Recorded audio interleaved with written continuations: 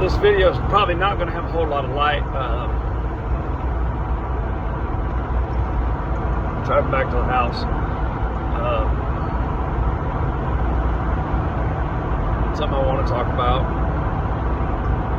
If you're in the horse industry and you feel like giving up, you feel like you're tired, you feel frustrated, whatnot, hang in there. Okay? We all get burnt. We all have bad experiences. You're going to get screwed on several horses. It's the nature of the business, unfortunately. But I want y'all to realize that if you stay true to your principles, your goals, what you want to achieve, especially on the breeding end, that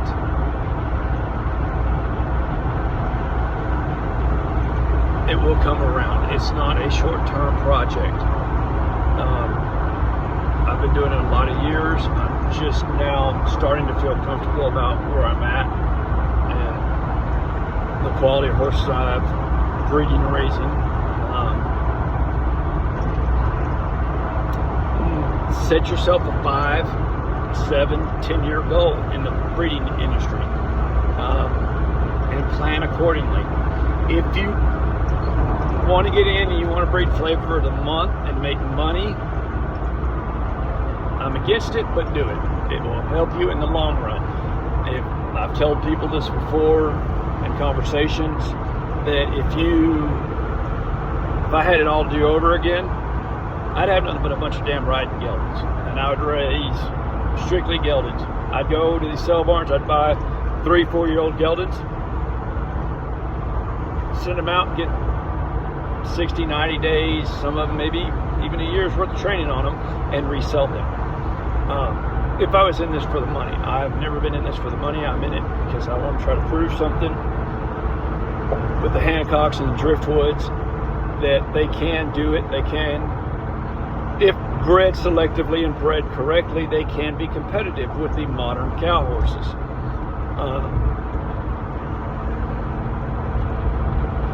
If you like the horse, you like the mare, breeder.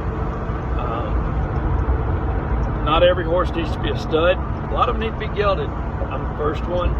Everybody will say, I have a lot of stud colts, a ton of them. Our horses don't get cut until after we ride them. One, because I'm trying to save genetics. Okay? I'm trying to save a lot of these old bloodlines that people are not breeding, that are not there, and I want it up close, and I want it to save the genetics. And there may not always be the best horses, conformation-wise, but the genetics are there for them to produce.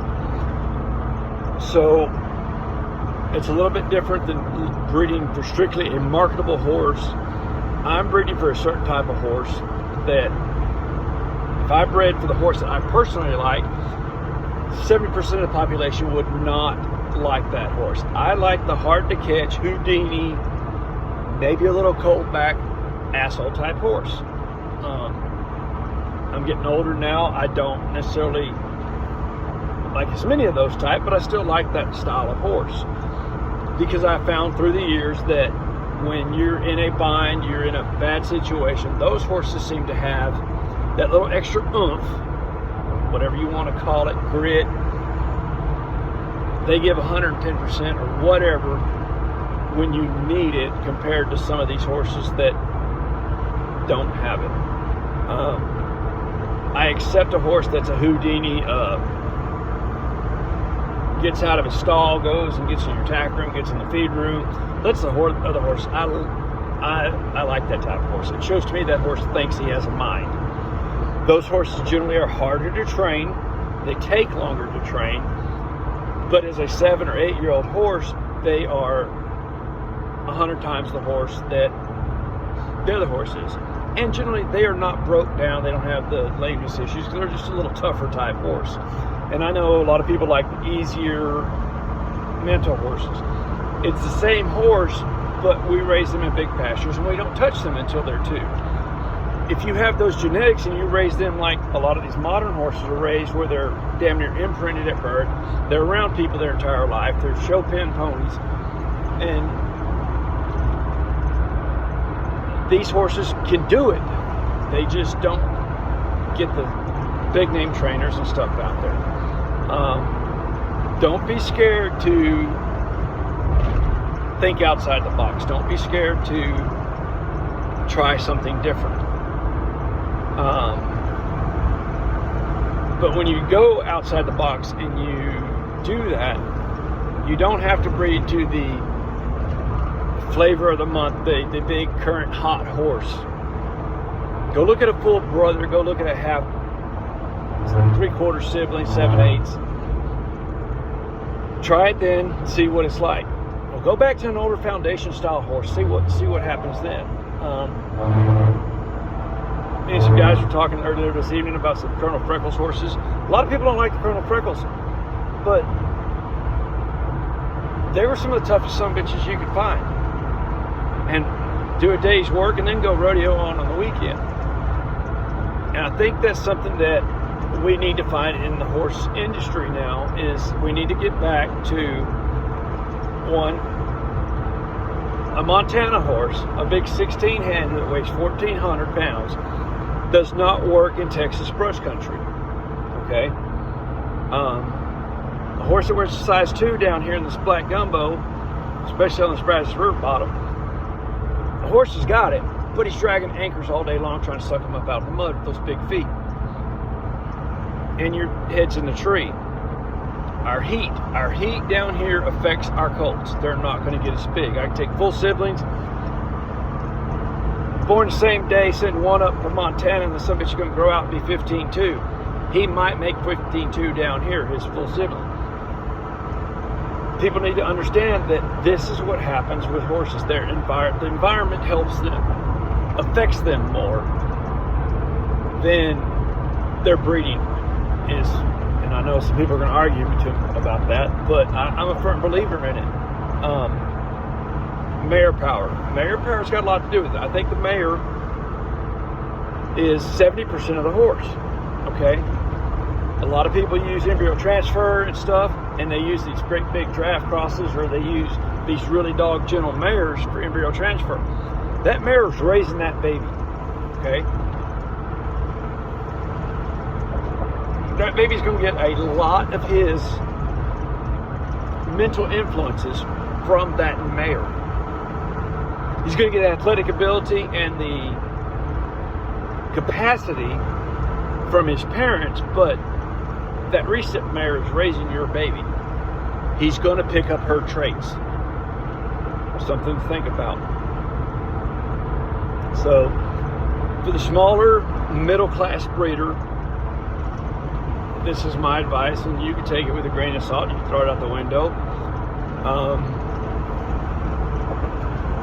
If you've got a mare that you like, breed her to a stud that you like, that you've seen in person, not just on videos, YouTube, Facebook, you got the fancy flyer, and talk to other people who have colts out of them. And talk to trainers who've rode colts out of them. Talk to the guys who've rode those horses. That will affect how it's going to cross on your mare. Now, I'm not the world's greatest at this shit, never claimed to be. I've had some good horses. Put a leg over some really good horses, not necessarily quarter horses. I've rode straight Egyptian Arabians. We've had paint cutter reserve world champions. And they affected the way that I think about the quarter horse industry. I've taken everything I've learned from guys from Banff, Montana to Deep Hollow Ranch on Montauk Lake Island, New York, from Glacier National Park all the way down to Durango, Mexico. I have rode horses, and I've cowboyed in a lot of states in between. I've rode horses in a lot of states in between. I've rode a lot of different bloodlines. Most of y'all will say, well, you don't see a whole lot of pictures of you riding horses. I've had 7 concussions, resulted in some TBIs, and hopefully if this next MRI clears, we'll be good to go. I can start riding and roping again, which is what I really want to get back to do. But I've been breeding these horses based on the knowledge of riding horses all across the United States. In different environments, different builds. And different horses are needed for different types of environment. That big Montana high rolling Roni, as much as I love them, is not going to work as well in the Brazos River bottom brush in Texas as he does in Billings, Montana, and them big ranches up there.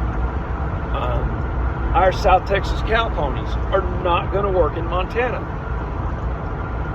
Why? It ain't because they don't have the heart to try. They just ain't big enough to handle 2,200 pound bulls. It's that simple. And you're 3 miles from a fucking trailer. But those big horses down here, they're wore out before we even find the cattle half the time. So you have to look at your geographical location, your environmental location, and you have to remember that the environment plays a lot to do with how a colt develops. I see these guys out of North Dakota, South Dakota, they got great looking colts when they go to sell them. They're also selling May, June, and July babies. April at the earliest, okay? Those colts are coming off their mamas. They're selling them in August and September at 3 to 4 months old. They're still on their mamas. They look great. Down here in the South, we're weaning those colts. So they're been off their mama probably since June, maybe July. These colts are February, March, maybe April. They've been in a weaning pen. They're going to lose a little bit of weight. They're not going to look as good. Does that make them a lesser a horse? No, it don't. But those horses are not going to work for the people up north as well. We may have a little cow horse here.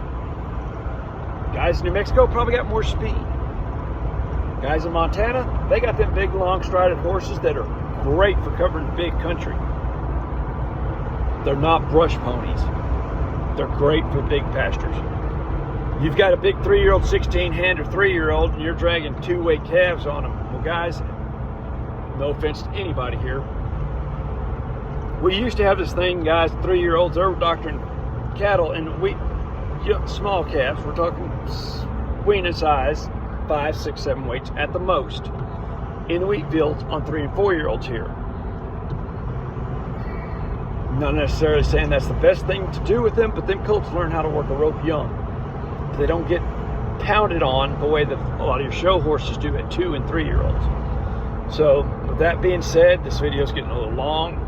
Go ahead and cut it off. Remember to breed what you like and do your homework, do your research. Go sit at the coffee shop. Go talk to the older cowboys. Go talk to the older people. Go talk to the guys who ride these horses 6, 8 hours a day.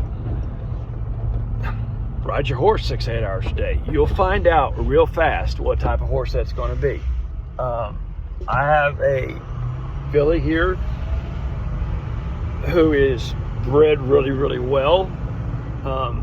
She's what we were trying to do with the cow-Hancock cross. And my trainer's daughter says she's stupid. She's dumb.